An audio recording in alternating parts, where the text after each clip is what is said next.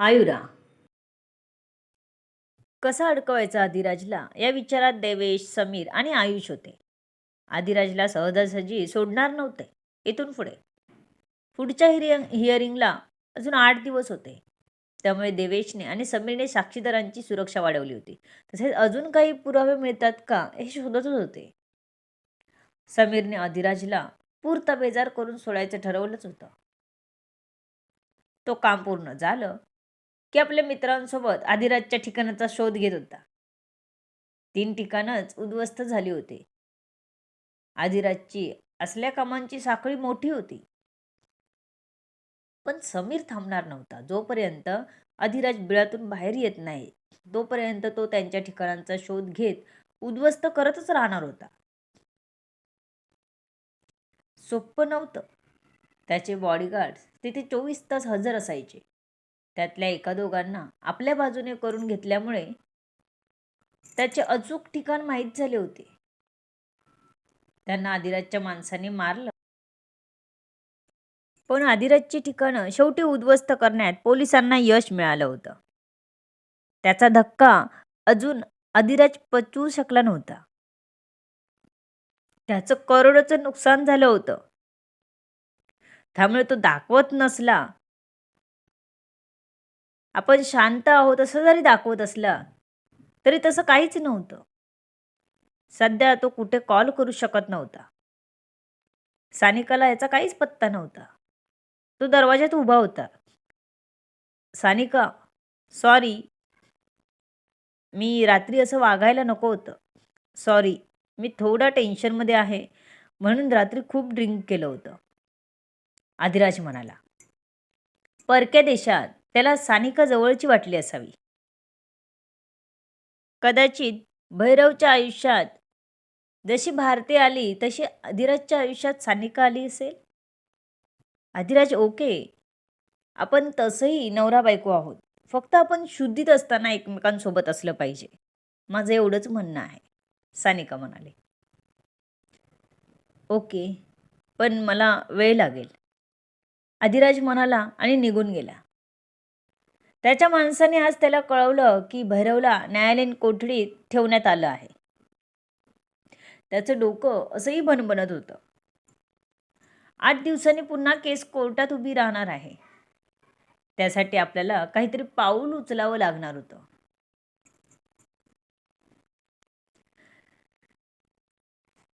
तो मनात सगळ्यांना शिवाय देत होता. समीर, देवेश आणि आयुष तिघे त्याचे जानी दुश्मन झाले होते. त्यात त्याचे अड्डे उद्ध्वस्त करण्याचं काम कोण करत होता हे काही कळत नव्हतं. डोकं त्याचंही बधीर झालं होतं. पण राग तर त्याहून जास्त येत होता. आत्ताच तो या सगळ्यात पाऊल ठेवत होता आणि कुठून त्याला दुर्बुद्धी सुचली त्या आयुराच्या मागे लागायची कोणास ठाऊक. आदिराज मनातच स्वतःला दोष देत होता. जर पैसाच राहिला नाही तर कोण विचारणार? स्वतःचा बाप पण आपल्याला विचारणार नाही. काहीतरी केलं पाहिजे. सध्या आयुराचे विचार तर मागेच पडले होते. होणाऱ्या नुकसानाचं त्याला वाईट वाटत होतं. कसं भरून काढणार होता तो हे सगळं? तो आपल्या रूममध्ये बसून विचार करत होता. सारखं ड्रिंक करून आणि सिगारेट फुंकून काही मार्ग मिळणार नव्हता. इतक्यात सानिका छान तयार होऊन त्याच्यासाठी नाश्ता घेऊन आली. तिला बघून आदिराज थोडा इम्प्रेस झाला. छान, आदिराज पुटपुटला. आधी खाऊन तर बघ, तुझ्यासाठी खास मी बनवला आहे, सानिका म्हणाली. तो तिला बघून म्हणाला आणि सानिकाला वाटलं तो नाश्ता बघून म्हणाला. ओके, बघतो खाऊ. आदिराजने नाश्ता खाल्ला. सानिका त्याच्याच बोलण्याची वाट बघत बसली होती. नाश्ताही छानच आहे, आदिराज म्हणाला. नाश्ताही म्हणजे अजून काय? तिलाही वाटत होतं आदिराजने तिच्याकडे बघावं, तिला छान म्हणावं. तूही छान दिसत आहेस. शेवटी एकदाच आदिराज म्हणालाच. तशी सानिका लगेच लाजली. त्याच्या समोरच बसली. तू एवढा का टेन्शनमध्ये आहेस? जर का मला काही सुचलं तर मी तुला सांगू शकते, सानिका म्हणाली. तुला माझ्याबद्दल काय माहीत आहे? आदिराजने विचारलं. मला तुझे बाबा एवढंच म्हणाले की सध्या तू खूप टेन्शनमध्ये आहेस. तुझं एका मुलीवर प्रेम होतं. तिचं लग्न झालेलं आहे. तर मी तुला माझ्यामध्ये गुंतवावं म्हणून जमत नसताना मी मॉडर्न म्हणून आले होते. मला आवडतात मॉडर्न कपडे घालायला, पण एवढेही नाही, ते हसत म्हणाले. ओके. जर तुला कळलं की मी काहीच चांगलं काम करत नाही, तर काय करशील? आदिराजने विचारलं. आता आपलं लग्न झालंय, तर मी तुला माझ्या परीने मदत करेन. तुला बाहेर पडायचं असेल तरी आणि काम करायचं असेल तरी, सानिकाने सांगितलं. तसा आदिराज खुश झाला. नाईस, मला आवडलं. तर ऐक, मी कसा आहे? आहे का ऐकायची तयारी? त्याने तिच्याकडे बघून विचारलं. तिनेही मान हलवली. मग त्याने तिला आपले काय काय धंदे आहेत, किती लीगल आणि किती इल्लीगल, सगळं तिला सांगितलं. आधी तर तिने तोंडावर हातच घेतला, पण नंतर स्वतःला सावरलं. आधिराज, हे सगळं खूप भयानक आहे, सानिका म्हणाली. हो, माझा अंदाज आहे की माझे 2-3 अड्डे उद्ध्वस्त झाले ते कदाचित समीरचा प्लॅन असेल हा. कारण मी त्याच्या बहिणीला किडनॅप केलं होतं आणि भाऊजीला मारण्याचा प्रयत्न केला. त्यातून तो वाचला. आता माझ्या वडिलांना त्याने अडकवलं आहे. जेणेकरून मी बाहेर पडतो का हे त्यांना बघायचं आहे, आदिराज म्हणाला. ओके, मग तू आता काय करायचं ठरवलं आहे? सानिकाने विचारलं. काय करणार? सध्या तरी मी काहीच करू शकत नाही. मी भारतात गेलो तर तो देवेश, समीर आणि आयुष मिळून मला आधी जेलमध्ये टाकतील. आदिराज टेन्शनमध्ये म्हणाला. त्याला चांगलंच माहिती होतं. जे आपल्या शातीर बापाला आत टाकू शकतात तिथे त्याचा जास्त टिकाव लागणारच नव्हता. नशीब तो यावेळी काही विचार न करता भैरवचा ऐकला आणि लंडनला आला. म्हणून सानिकासोबत बसून वेळ काढू शकत होता. काहीतरी प्लॅन तर बनवू शकत होता. सानिका, मला यावेळी खरंच काय करायचं कळत नाही. अधिराज डोक्याला हात लावून म्हणाला. त्याला वाटलंच नव्हतं की गोष्टी एवढ्या चिघळतील, की त्याला भारतात राहणं सोड, तिथं जाणं सुद्धा मुश्किल होईल. अधिराज, मी तुझ्याशी लग्न मनापासून केले. तू कॉन्टॅक्ट तयार केलंस, मी नाही. तुला प्रत्येक संकटात साथ देणं माझं काम आहे, सानिका म्हणाली. काय करू मग तूच सांग, अधिराज म्हणाला.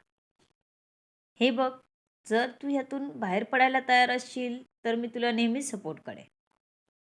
माझ्या परीने होणारी सर्व मदत मी तुला करेन, सानिका म्हणाली. सानिका, माझं डोकं खरंच बधीर झालंय. ह्या सगळ्यात मी अडकलोय. आता यातून बाहेर पडता येणार नाही, अधिराज हतबल होत म्हणाला. अधिराज, आपण लंडनमध्येच एखादा बिझनेस काढला तर आणि इथेच स्थायिक झालो तर तुला पैशाची तर कमी नाही. तुझे डॅड नक्कीच सुटतील. त्यांना काही सोडवायची गरज नाही. असंही तुझं आता भारतात सगळं लॉस झालंय. जाऊन तिथे जेलची हवा खात बसण्यापेक्षा तू इथेच राहावंस. स्वतःचा कोणताही लहान मोठा बिझनेस सुरू करावास, असं मला तरी वाटतं, सानिका म्हणाली. सानिका, सोप्पं आहे का ते सगळं? अधिराजने विचारलं. सोप्पं काहीच नसतं. तू जर सुरुवात केलीस तर मी तुला जमेल तसा सपोर्ट करेन. पण काहीच न करता आहेत ते पैसे जर तू उधळत राहिलास तर काहीच न करता रस्त्यावर यायला वेळ लागणार नाही. पण जर आपला व्यवसाय असेल तर आपल्याकडे पैशाची कमी नसेल. आपण लवकर काहीतरी मार्ग काढू, सानिका म्हणाली. अधिराजला सानिका म्हणत होती ते पटत होतं. ठीक आहे, तुझ्या डोक्यात काय प्लॅन आहेत ते सांग मला. कारण सध्या मला काहीच सुचेना झालंय. अधिराज आपलं डोकं पकडत म्हणाला, माझ्या डोक्यात एक प्लॅन आहे. आपण IT कंपनी सुरू केली तर? तुला काय वाटतं? सानिकेने विचारलं. ठीक आहे, तुला जसं वाटतं तसं कर.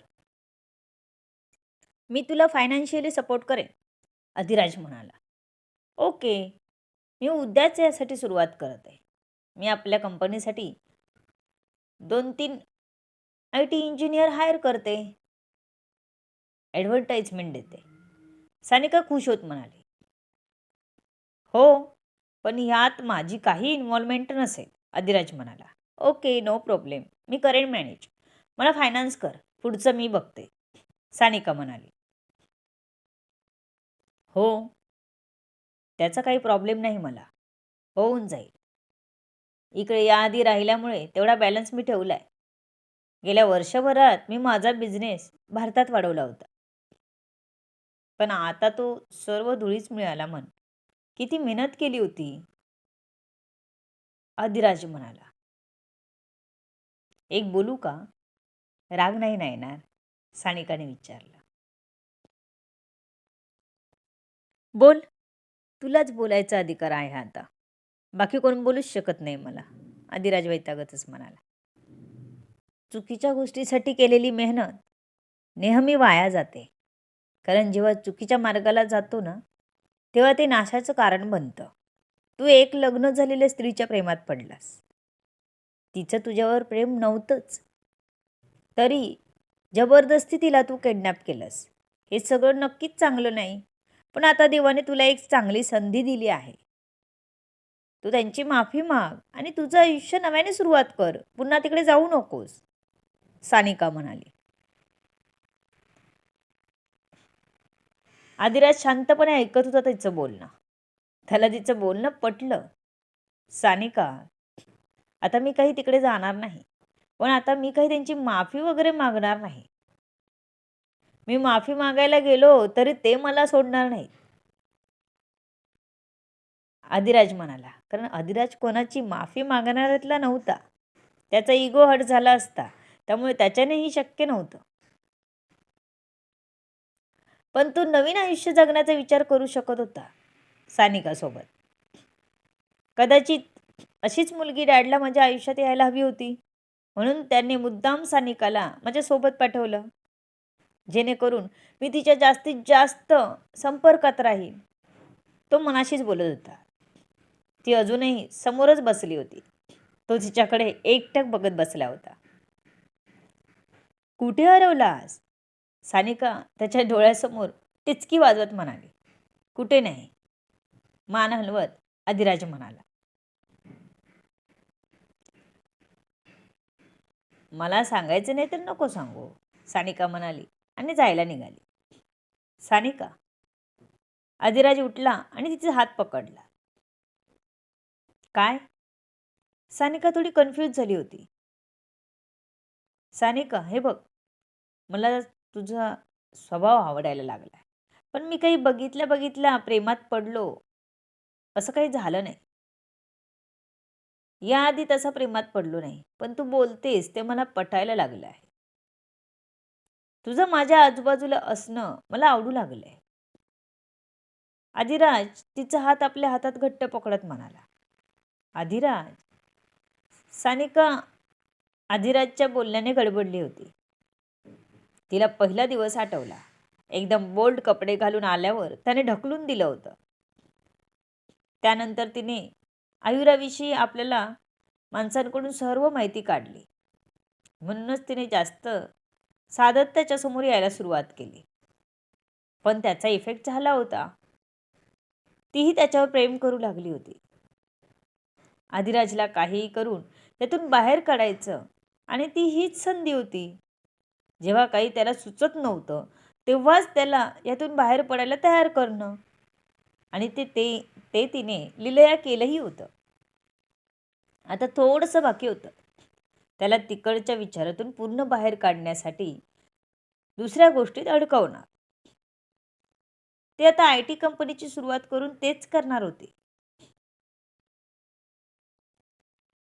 ती आपल्याकडे एकटक बघत बसली आहे, काहीच हालचाल करत नव्हती. म्हणजे नक्कीच विचारात हरवली आहे. सानिका, मी प्रेमात नाही पडलोय तुझ्या.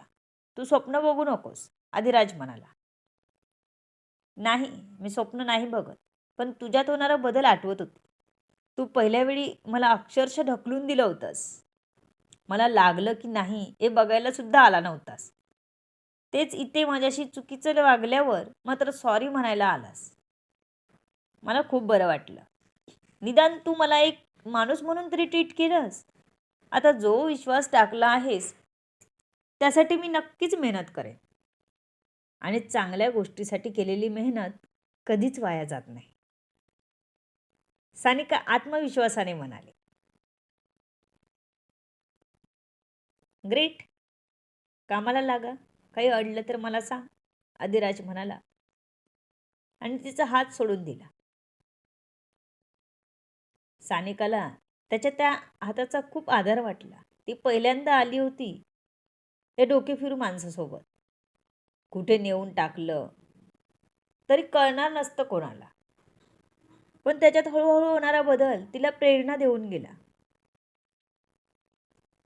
कधी कधी सगळीच डोकेफिरू माणसं वाईट नसतात. त्यांना कशाची तरी कमी असते. ती शोधण्यासाठी ते गैरमार्गाचा वापर करतात. आदिराजला योग्य प्रेमाची, मायेची गरज होती. लहानपणीच आईपासून दूर राहिला तो. तो एका व्यक्तीमध्ये प्रेम शोधत होता, पण मार्ग चुकीचा होता. आपण कोणावर प्रेम करतो हे महत्त्वाचं नाही, तर आपल्यावर कोण प्रेम करतं हे खूप महत्त्वाचं आहे. हे त्याला कदाचित सानिकाच्या सानिध्यात राहून हळूहळू उमजेल. पण त्यासाठी त्याला काहीतरी ठेच लागणं महत्त्वाचं होतं. ती लागलीच आहे त्याला. त्याचं सगळं भारतात साठवलेलं भांडवलच उद्ध्वस्त झालं होतं. वडील जेलमध्ये गेले होते. आजोबा ॲडमिट होते. त्यांना बघायला सुद्धा कोणी नव्हतं. कंपन्या वाऱ्यावर पडल्या होत्या. चांगलं होतं तेच वाढवलं असतं.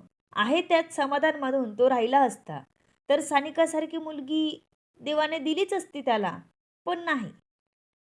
आधी मारिया, निधी आणि त्यानंतर आयुरा. सगळं देशोधडीला लागलं तेव्हाच त्याला अक्कल आली होती. देव चान्स देतो तसा त्यालाही आता देवाने चान्स दिला आहे.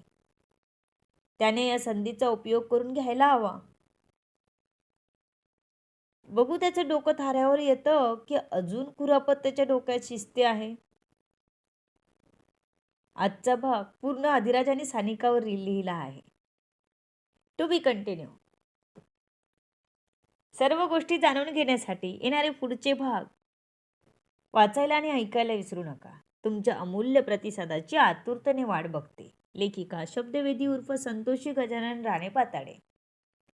या कथेला जास्तीत जास्त लोकांपर्यंत शेअर करा, लाईक करा, कमेंट करा आणि चॅनलला सबस्क्राईब करा. धन्यवाद.